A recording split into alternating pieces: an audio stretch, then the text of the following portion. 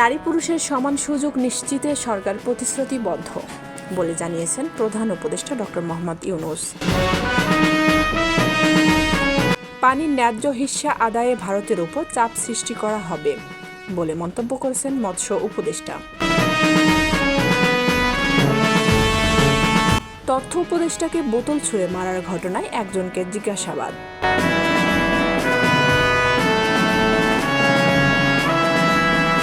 তথ্য উপদেষ্টাকে পানির বোতল ছুঁড়ে মারা ষড়যন্ত্রের অংশ বলে মন্তব্য করেছেন অ্যানি। ফ্যাসিস্টের সহযোগীরা অপ্রীতিকর পরিস্থিতি সৃষ্টি করতে চাইছে বলে মন্তব্য করেছেন জোনায়েদ সাকি।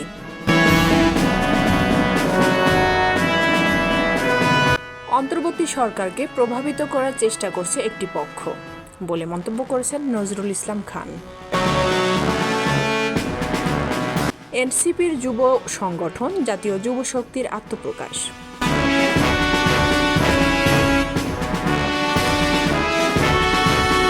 পূর্ব ঘোষণা অনুযায়ী 4 দফা দাবিতে জগন্নাথ বিশ্ববিদ্যালয় শিক্ষক শিক্ষার্থীদের গণ অনশন কর্মসূচি শুরু হয়েছে। কক্সবাজার বিমানবন্দর থেকে ছেড়ে আসা ঢাকাগামী বাংলাদেশ বিমান উড্ডয়নের সময় খুলে পড়ল বিমানের চাকা, শাহজালালে নিরাপদে অবতরণ।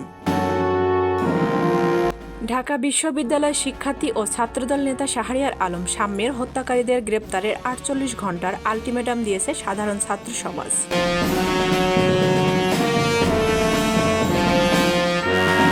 রাজবাড়ীতে ট্রেনে কাটা পড়ে যুবকের মৃত্যু। গোপালগঞ্জ 2 গ্রুপের সংঘর্ষে আহত 10।